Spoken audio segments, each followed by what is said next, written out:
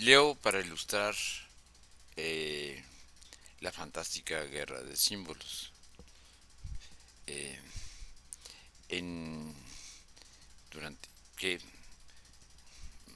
leo, pues hay muchos entrecomillados, no los señalaré porque eh, estoy usando a dos historiadores con trabajos clásicos buenísimos. Leo, esta es la cara del Catún del 13 Ajau. Se quebrará el sol, el rostro del sol. Caerá rompiendo sobre los dioses de ahora. Bueno, qué malo. Dice el Chilam Balam de los mayas. Castrar al sol. Eso es lo que han venido a hacer los extranjeros, advierte un poema mexica.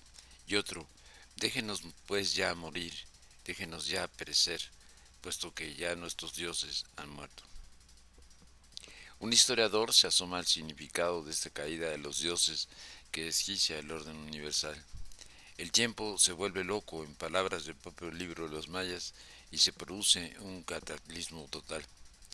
De arriba abajo, el mundo de los pueblos de Mesoamérica estalla, comenzando por su sistema calendárico, que al destruirse contribuye quizás como ninguna otra cosa a acentuar en los vencidos la sensación de orfandad absoluta, porque en él se articulaba el tiempo con el espacio y ambos con el acontecer terreno, con la vida y el destino de los hombres, cuyos actos uno a uno así los relacionaba con el equilibrio cósmico y con las fuerzas divinas que los gobernaban.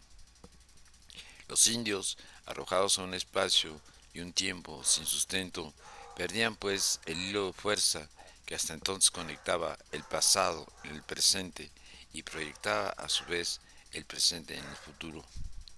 Así de total, de sin retorno, era el fin de un complejo universo construido a lo largo de miles de años.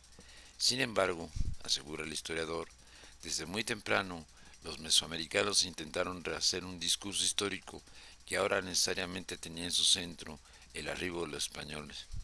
Eso era, a final de cuentas, el Chilam Balam mantenido en secreto hasta el siglo XIX, un esfuerzo por preservar y transmitir el pasado que otros imitaron con sistemas ocultos, subterráneos, a menudo disfrazados por ropajes cristianos o herméticamente encerrados en el idioma y las prácticas secretas de pueblos reales al contacto con los europeos. Fragmentándose y recomponiéndose entre nuevos pequeños cataclismos, las comunidades se recontaron en una mezcla de tradiciones indígenas y españolas que sin tener la coherencia de los antiguos anales históricos era un vehículo poderoso para mantener la coherencia de los pueblos. Una de ellas, de acuerdo a varios estudiosos, pareciera servir como el único gran elemento de cohesión para los habitantes del México posterior. Un siglo después de la conquista, cuando la población indígena ha llegado a su punto más bajo, los descendientes de Cortés se deciden a darse un sentido de pertenencia.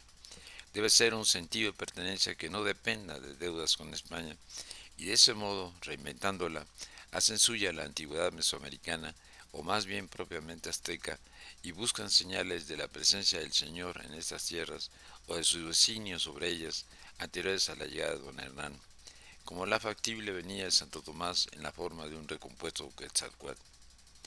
Nada en este propósito se acerca al culto a la Virgen de Guadalupe, a la cual Sor Juana Inés de la Cruz parecerá entender de una conmovedora manera. Y esta es: de hermosas contradicciones sube hoy la reina adornada, muy vestida para pobre, para desnuda muy franca. Del cielo y tierra extranjera, en ambas partes la extrañan, muy mujer para divina, muy celestial para humana. La Señora de México es santificada por los criollos a partir del trabajo de un predicador y teólogo que recoge las averiguaciones hechas en los años 1530 por los primeros evangelizadores sobre la revelación de la Virgen a Juan Diego. Ese gran culto que funda la conciencia criolla de patria tiene su origen, pues, en una devoción creada y desarrollada por los indígenas a lo largo de 100 años tal y como temía aquella temprana generación de misioneros, quien encontraba en las manifestaciones de 1531, una de las cosas más perniciosas para la buena cristiandad de los naturales, viendo en ella la regeneración del espíritu religioso pagano, en tanto claro riesgo de confusión entre la figura mítica de Tonantzin, diosa madre mexica, y la Virgen, que debía ser evitada a toda costa. Para los pueblos, la erupción de la figura guadalupana se convierte en el modelo más generalizado de una tradición de apariciones en las cuales depositarán sus anhelos de identidad, autoafirmación y conquista. Y en este mecanismo de apropiación de los símbolos del conquistador, lo que va es la revitalización de las pulsiones religiosas indígenas más profundas, impregnada de cultos a la naturaleza, númenes, nahuales y dioses precortesianos, envueltos en profecías mesiánicas y apocalípticas. Ella inaugura una serie de expresiones de la Virgen que sustentan la decisión de las comunidades a exigir un lugar en el mundo. Entre 1709 y 1712, por ejemplo, se prodiga en los altos de Chiapas, la que en Sinacantán despide rayos luminosos dentro de un palo, la Santa Marta aparecía en una milpa en Chelhó, la que se muestra a María de la Candelaria en Cancún, ordenan construir santuarios y obran milagros, tallas que sudan, lloran o se iluminan, para ayudar a los indios, protegiéndose con la confabulación de fuerzas sobrenaturales, terremotos, cielos y ríos que se precipitan a fin de sacudirse los tributos al rey, al clero, a los españoles todos y a Dios mismo si es preciso, y crear una nueva iglesia y un nuevo reino.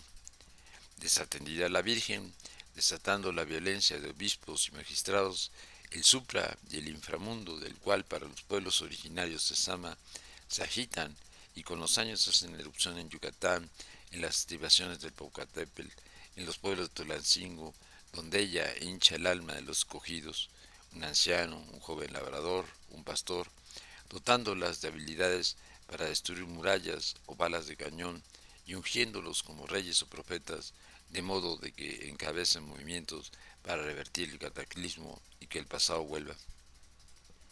Estos movimientos de la segunda mitad de los años 1700 parecieran presagiar el fin de la corona española, que empezará a ser realidad con la insurrección de Hidalgo, a la cual entregan sus hombres y mujeres, sus secretos y su gran símbolo, ella, quien nos ha hallado y sostenido durante 3 siglos en la forma de su primera develación, de piel quemada y con el nombre de Guadalupe.